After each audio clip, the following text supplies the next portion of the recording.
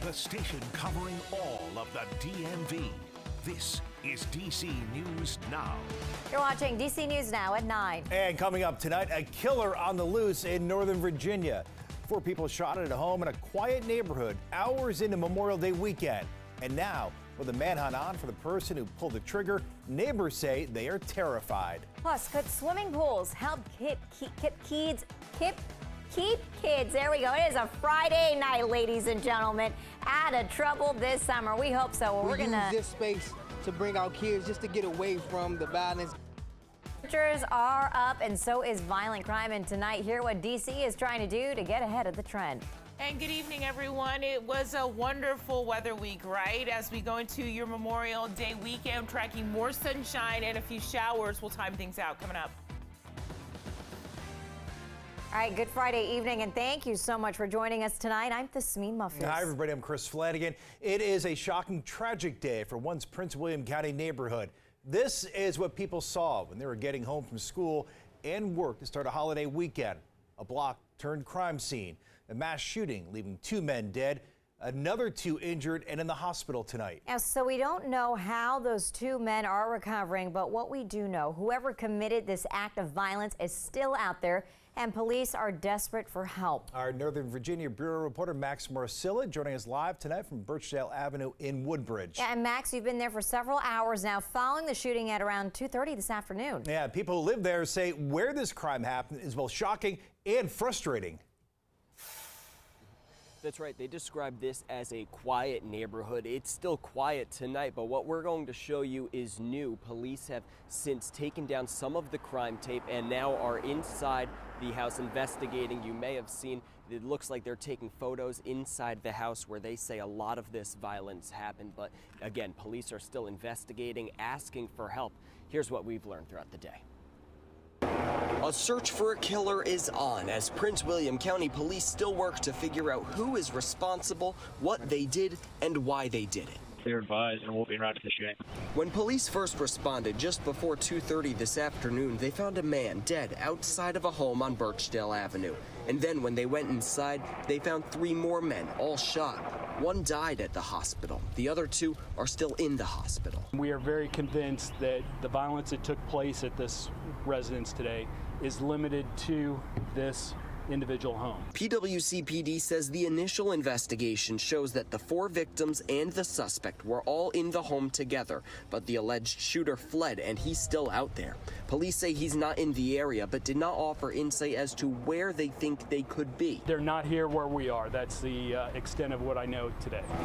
Police describe this area as a nice residential neighborhood just across the street from a rec center. Everybody loves to play around with their kids here. Everybody walks. Everybody enjoys their day. So gun violence happening here is very shocking. Tonight, police are calling on community members to help provide tips, surveillance cameras, first-hand accounts, anything they can to help arrest the shooter. I want the neighborhood to be safe for the kids. Like, the kids are our future.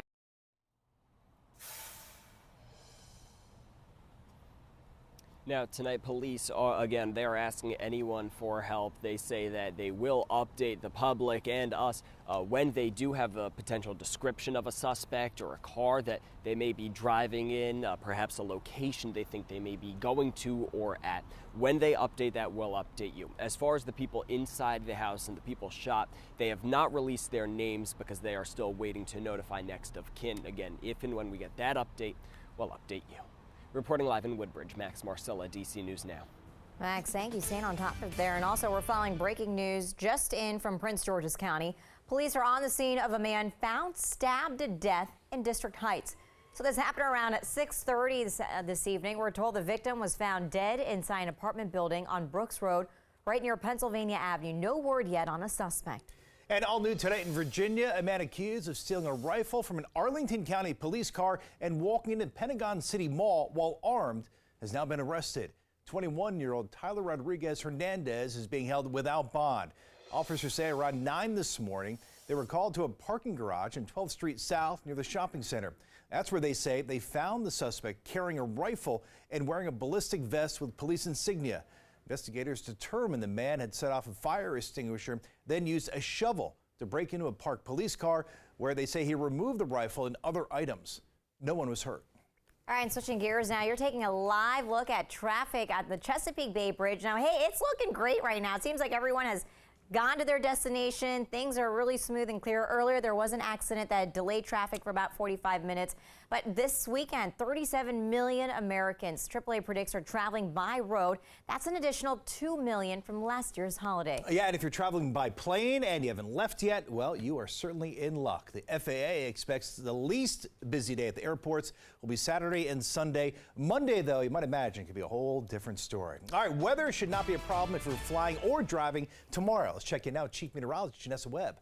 Hey there, Janessa. Saturday looks great, but you are tracking some rain over the weekend. Yeah, we're not going to finish well this time. I don't think this is a washout situation, but our forecast is now becoming a little bit more fine-tuned, and so we are tracking some raindrops. Right now, live look of the White House. It's nice and clear outside, really minimal cloud coverage. Any clouds that you're seeing out towards southern Maryland into areas of northern Virginia, western Maryland, you are nice and on the dry side with clear conditions really kind of taking over at the region. At the 9 o'clock hour, upper 60s across the district. You can see the farther you go just to our west and south, we're dropping to about 62 degrees. So areas of Fairfax County quite chilly at this hour. And then Winchester, Martinsburg, kind of the higher terrain out towards the Mountain State region, four-state region, currently into the upper 50s. So partly cloudy conditions for the rest of the evening.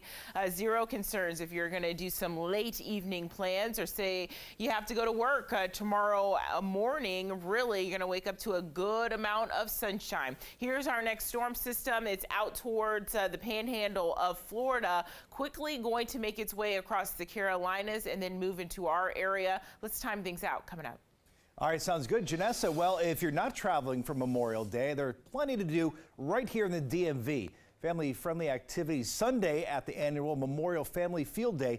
That's at the fields at RFK Stadium. There's a car show, kickball, flag football, and giveaways. And the best part, it's all free. It goes on from 3 until 8 on Sunday. There are parades all across Maryland, including in Bowie, Rockville, Elkton, and Annapolis. The National Memorial Day Parade, that happens Monday from 2 to 5 along Constitution Avenue. And of course, the National Memorial Day observance at Arlington National Cemetery is Monday morning. Several events are planned. You can enter starting at 8 Monday morning. Attendance at the wreath laying ceremony is limited to official participants only. Now, other events, though, are on a first come, first served basis. You can head to our website for more events this weekend. That is DCNewsNow.com. And to help kick off Memorial Day weekend, Mayor Bowser hosted the annual Jump In celebration, officially opening DC pools and splash pads for the summer. Our reporter Marielle Carbone joins us live in the newsroom. And Marielle, you were there talking to families today. They tell you pools and parks play a vital role in the community.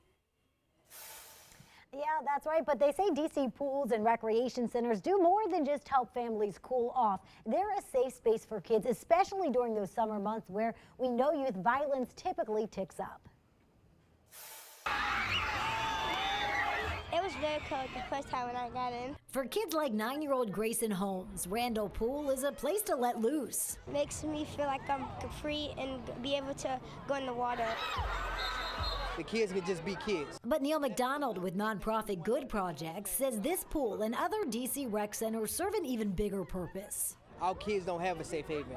If it's not outside on the block or at home playing video games, so we use this space to bring our kids just to get away from the violence. So far this year, 43 juveniles have been shot in D.C. And with summer starting, a time where gun violence traditionally ticks up, McDonald says the safe haven is much needed. Summer break is not new. It is something that we ramp up for all year.